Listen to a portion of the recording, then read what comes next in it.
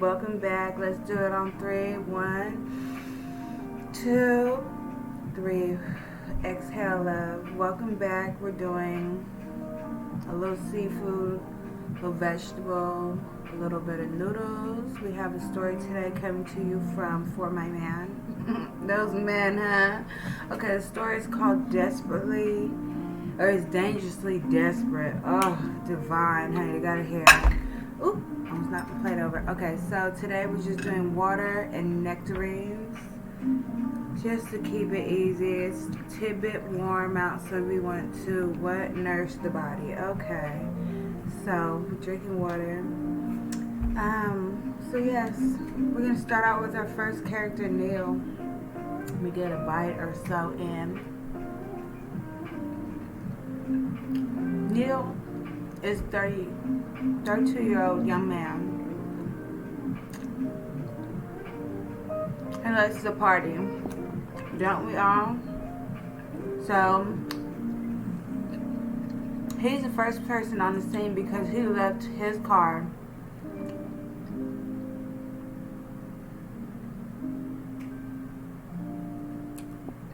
at a party house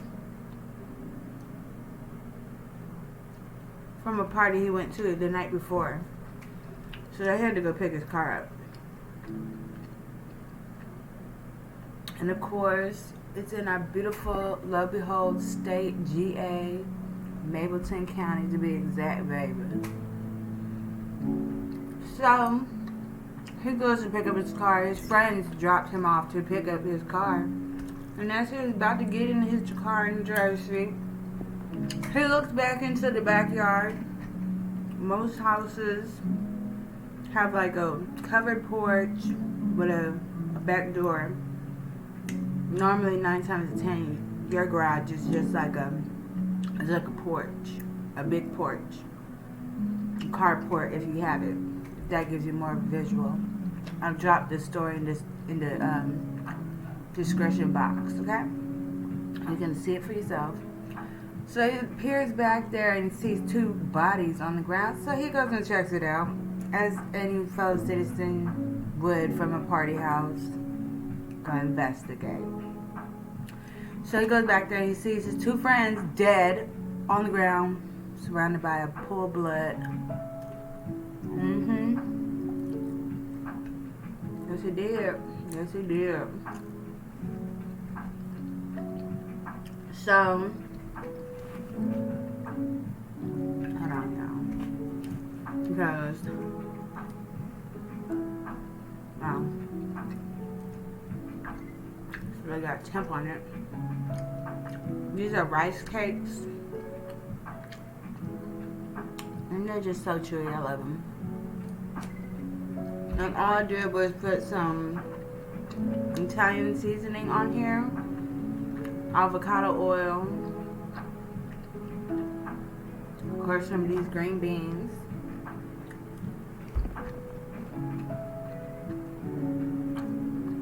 I'd like to call the name, but I threw away the bag, so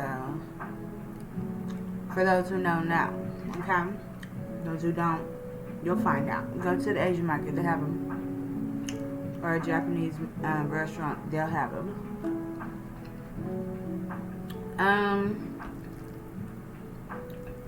And then also I just put some, what else did I put in here?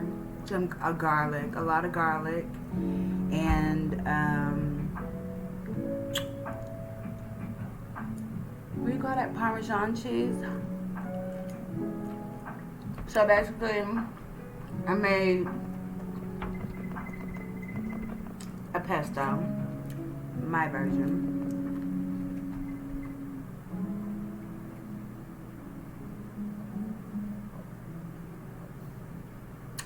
So of course, you know, Neil, he calls the police. Those are his friends, so you know he's in high hopes that maybe they just maybe alive, okay? But by the time the police get there, they're DOA. They're there, okay? They did not make it, alright?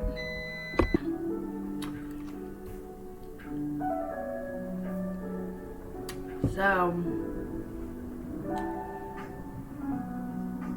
as the police came out to the crime scene, they were asking Neil, like, do you know who could have did this? Do you know of anybody that was at the party? Could you recall any relationship to the victim? And he's like, I recall this girl, Erica, being there. She was pretty familiar with the two people that threw a party, which their name was PJ and Will. Yeah, PJ and Will. So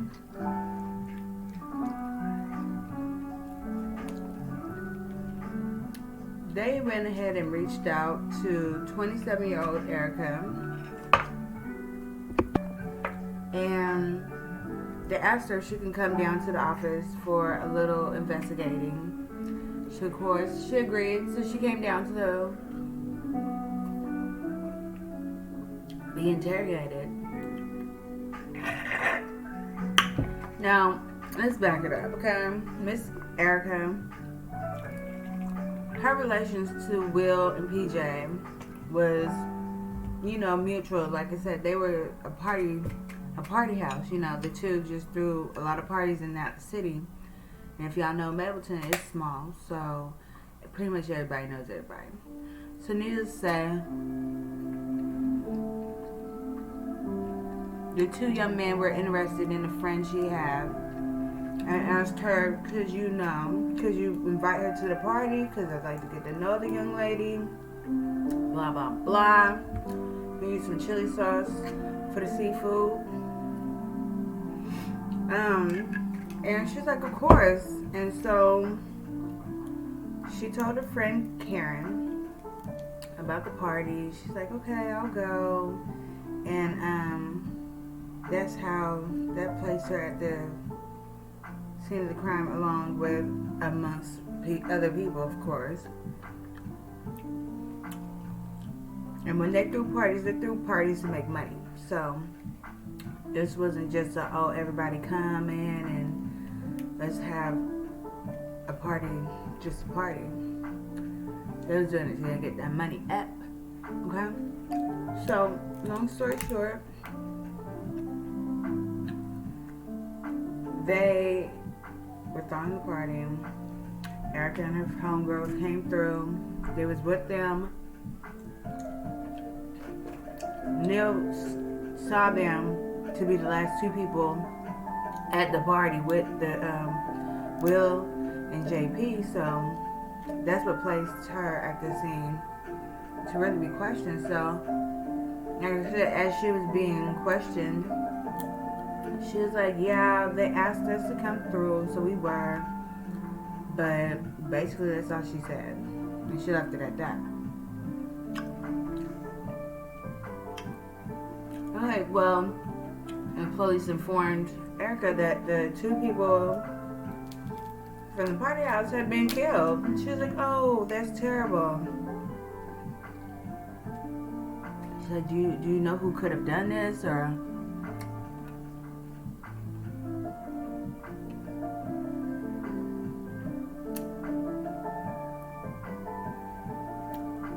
why somebody would want these two people dead?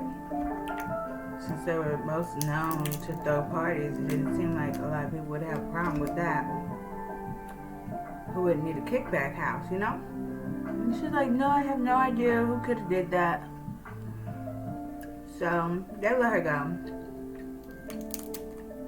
Bring her friend in. She says the same thing. So they're like, okay, well, we got to do some more research on what's going on. So back to the crime scene. As they was finishing up the crime scene for initiatively just showing up, right? Prior to any investigation,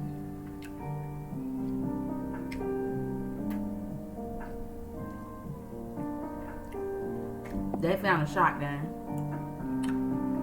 on the outside perimeter of the house. It looked as if the shooter had just dropped it and ran off and drove off and just into the night, bam, bam. It was gone. He had time for that gun.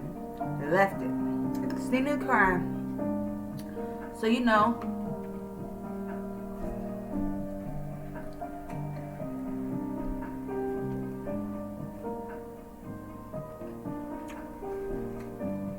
I adjusted it. See if they could get any prints off the gun.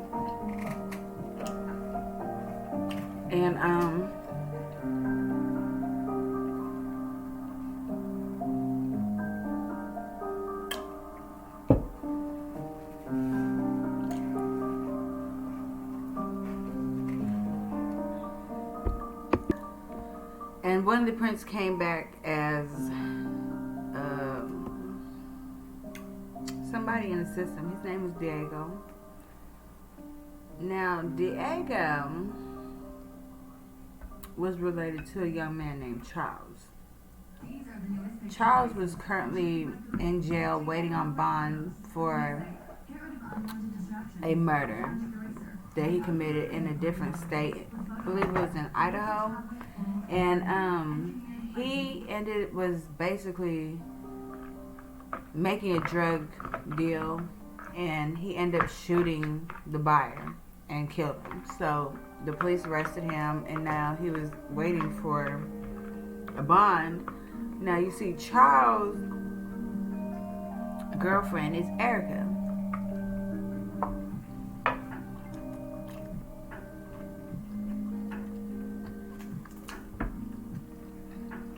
So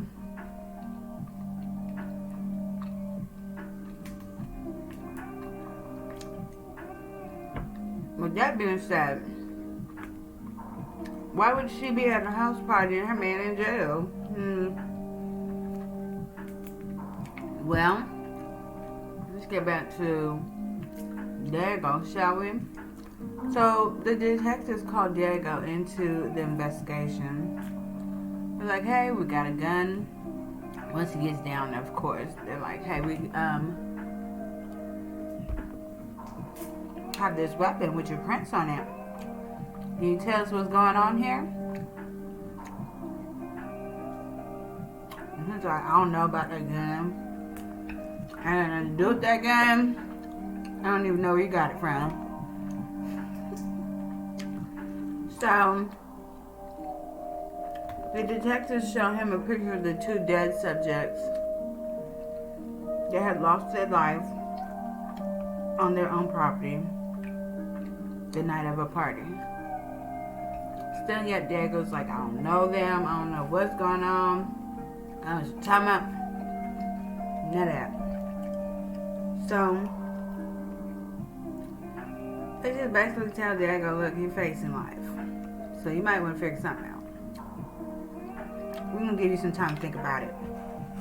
So, you know, as all detectives do, they leave the room.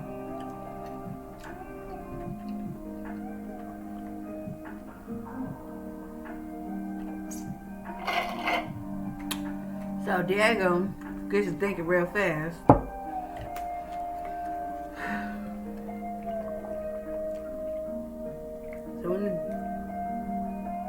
So when the detectives come back in the room, Diego's like, look, I had a friend who was looking to hit a lick. The lick went wrong. I folded at the last second, and I told my partner that was going to hit the lick, he said he was going to continue to do so. So this is the peach, can you see it? Peach Nectar Red Bull edition, which I really like. It's very good. But anyways, back to the story. So back to Erica's affiliation with Charles. That's her man. Okay, let's just sum it up for y'all. Charles is her man, and don't worry about it. I had just got one of these green beans stuck in my nostril. I sneezed. It was a mess. It was just a whole mess. Back right a couple of seconds ago. So it's still trying to get a little, whatever is left, clenching for its life in there, out. Okay, so I just put the peach nectar Red Bull in here and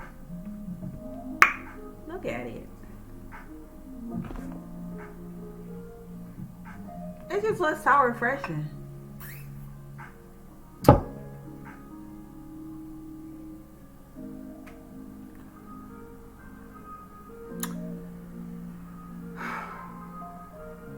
It's gonna be so good. Let me put this down. It's gonna be so good. So anyways, the way Charles and Erica met was online, I believe.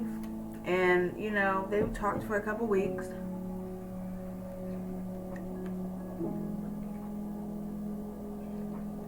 And of course they met in face to face. And they just hit it off. Now you see, Erica was like, had gave up on love.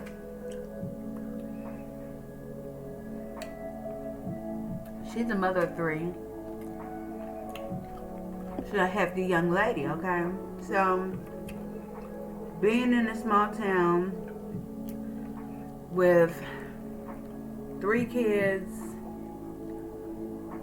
everybody knows everybody. Like, love is like either you done met the love of your life in high school, elementary, or middle school, or you kind of out of luck until somebody blow into the town and enters your life. And basically, that was Charles. So, it was always Charles for her. And for her man, she was not going to just let him be in jail. Of course, no. So, this is how she gets into the story of when the investigation gets started. Diego brings up Erica being there and helping them with this lick. The party house was the lick, okay? And basically he says that they could get some money from the party house, and she kept them posted on how much they was making that night, so they knew what kind of money they was trying to get out of these people. The detectives get to looking at each other like, did you hear what he just said? That same young lady just said she ain't know nothing going on. Friends saying that nothing going on, they don't know what's going on. You know, they get the lip and they pork chops, you know what I'm saying? Like, they're like, oh, we on to the bacon now. So, they put Diego on ice, called Erica back down to the station, and asked her again, and this time they asked her, like, do you know somebody named Diego? She was like, not really, not really, really good, but, I mean, yeah, nobody knows him.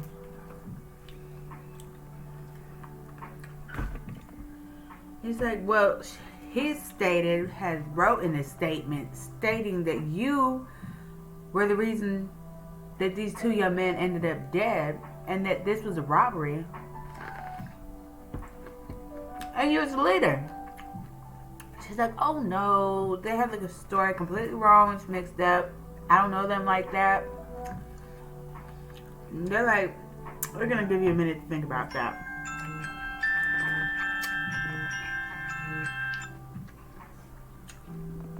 So,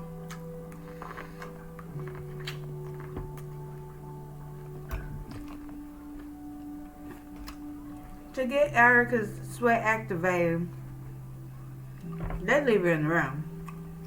They let her think about it. So, after probably 20-30 minutes later, they go back in there.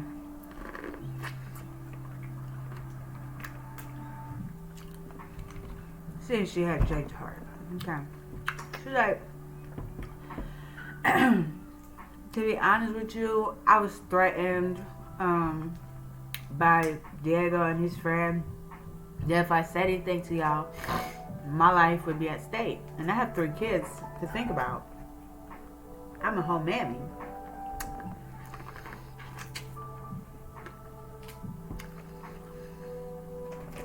So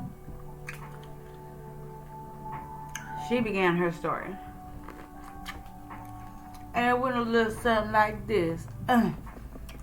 She was at the grocery store the day of the lick.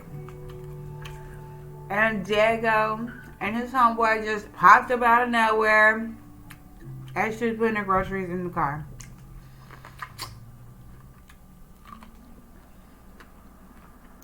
And in her words, aka in their words, Diego pops up out the car first, and then his homeboy, and approaches Erica and is like, "Hey, what's up? How you been? Da da da da. We looking for a lick. You know, somebody we can hit."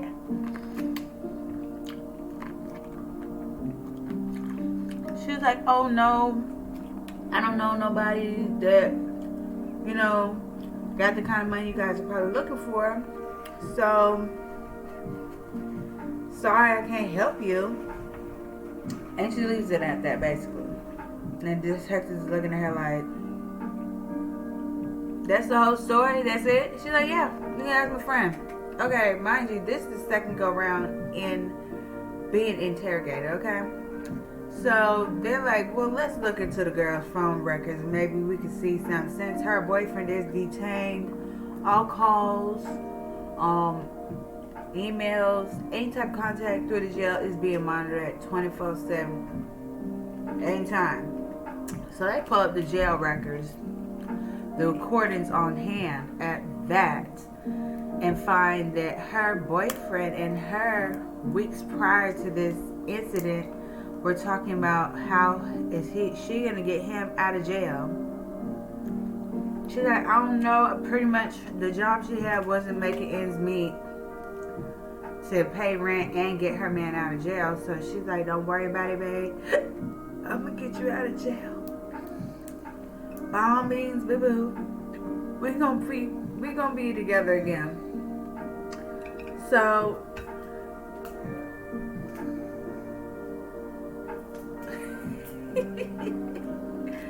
so with that being said, she mentioned that she knew this party house that she could rob because, you know, they stay getting that paper, that dollar lots of paper, okay? So she wanted to know if he knew somebody that could help her hit this lick so he can get out of jail. He's like, "Yeah, my brother Diego." The detectives get to looking at each other like, there it is. There it is, in plain sight. In plain sight. Evidence all up on there.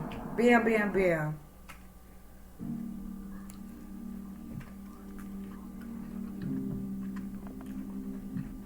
Sometimes all you gotta do is lean back and listen, you know? Tell you everything you need to know. Sew it up like a paper machete.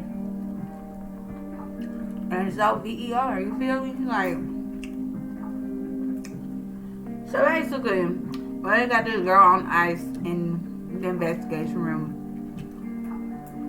over here doing their due diligence to find out what's really going on here. And so they find out she was guilty. They ended up telling her to stand up, turn around. They booked her. Okay?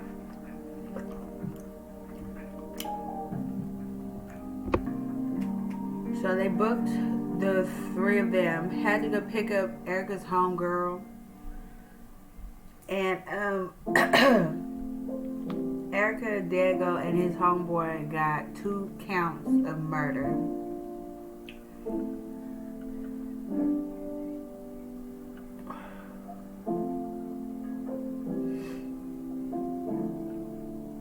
And then her friend was charged with 2 counts of concealing a death. So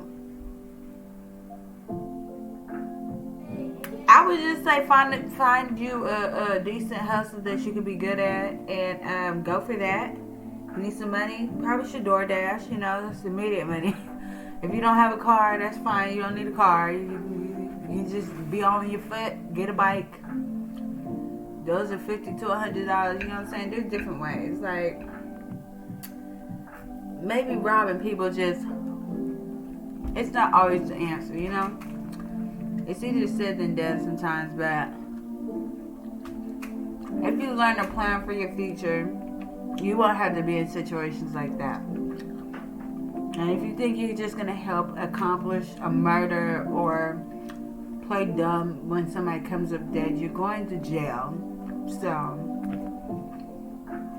unless you're ready to do the time, don't help with no crime and don't do no crime.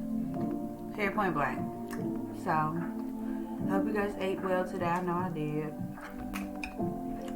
Here to finish my seafood. Kenneth finishes bomb pesto bean noodle shebang. The drinks was fire. And I love you guys. Thank you for checking in with me.